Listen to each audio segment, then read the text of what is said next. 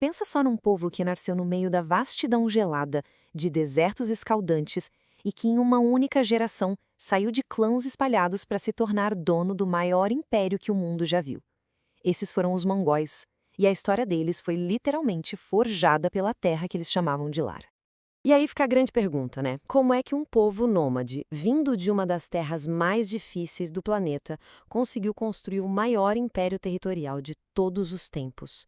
Parece quase impossível. Bom, a resposta para isso começa exatamente aí, na Terra. Para os mongóis, a geografia não era só um plano de fundo. Ela foi a grande forja que moldou a identidade, a cultura e, principalmente, a resistência desse povo. Para ter uma ideia dessa dureza, olha só o deserto de Gobi. No mesmo lugar, a temperatura podia despencar para 40 graus negativos no inverno e subir para 45 positivos no verão. Isso não é só um clima extremo, é um filtro brutal. Só os mais fortes, os mais adaptáveis, sobreviviam a um lugar desses. E não para por aí. A Mongólia é um verdadeiro mosaico de extremos. Tem as estepes gigantes, perfeitas para os cavalos, tem o deserto de Gobi e ainda as florestas geladas da taiga. Com um cenário desses, a agricultura em larga escala era impossível. A única saída era a vida nômade. E numa terra onde tudo é escasso, ser pastor significava também ser um guerreiro. Só que toda essa força, toda essa resistência estava sendo gasta uns contra os outros. Antes da unificação, as tribos mongóis viviam em guerra.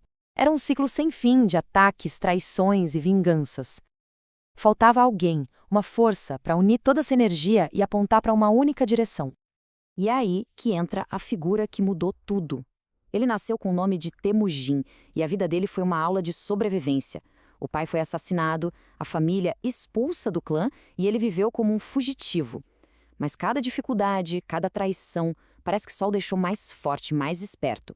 Usando tanto a força quanto a diplomacia, ele fez o que ninguém achava possível. Uniu todas as tribos. E em 1206, ele ganhou um novo nome. Gengis Khan, um título que queria dizer Senhor Universal.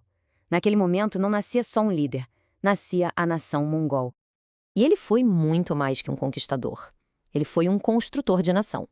A grande criação dele foi a Yasa, um código de leis que botou ordem na casa. A Yasa impunha uma disciplina de ferro, baseada em lealdade, dever, e transformou aquele caos de clãs guerreiros numa força unificada, disciplinada e pronta para conquistar. Certo. Então, com o povo unido por lei e forjado na terra mais hostil do planeta, o que aconteceu quando essa força toda foi finalmente apontada para fora? Bom, o mundo estava prestes a conhecer o terror da máquina de guerra mongol. O segredo começava no guerreiro individual. Eles não aprendiam a cavalgar, eles praticamente nasciam na sela. Eram arqueiros mestres capazes de atirar com uma precisão mortal enquanto o cavalo galopava. Viviam com uma dieta simples de carne seca e leite fermentado, o que dava a eles uma autonomia incrível. A cultura mongol não tinha um exército, ela era um exército. Agora, o genial foi como esses guerreiros incríveis foram organizados. A mobilidade deles era algo nunca visto. Eles usavam bandeiras e tambores para coordenar exércitos gigantescos em tempo real. Eram mestres da guerra psicológica. O medo que eles causavam era uma arma tão poderosa quanto qualquer outra. E por baixo de tudo isso, uma logística impecável, com o revezamento de cavalos, garantia que essa horda nunca parasse de avançar. E o resultado de toda essa habilidade, de toda essa organização militar, foi a criação de um império numa escala que o mundo simplesmente nunca tinha visto antes, e nem veria depois. 33 milhões de quilômetros quadrados. Esse foi o tamanho do Império Mongol no seu auge. É o maior império de terra contínuo que a história já registrou. Um número que é até difícil de colocar na cabeça, de tão grande. Claro, um império desse tamanho não podia ser governado por uma pessoa só. Depois da morte de Gengis Khan, o território foi dividido entre os seus descendentes em 4 grandes reinos, os Khanatos. Tinha a Horda Dourada, que pegava a Rússia, o Ilkhanato na Pérsia, o Khanato de Chagatai, na Ásia Central, e a famosa dinastia Yuan, na China. E quem ficou no caminho deles? Bom, o resultado foi um domínio quase total. Impérios enormes como o Corásmio foram simplesmente apagados do mapa. Potências como a China, a Rússia, a Pérsia, todas foram dominadas. Uma das poucas exceções foi o Japão, que resistiu não pela força, mas pela pura sorte. 2 vezes tufões destruíram as frotas de invasão mongóis. Esses tufões foram chamados de kamikaze, o vento divino. Mas como a gente sabe, nenhum império dura para sempre.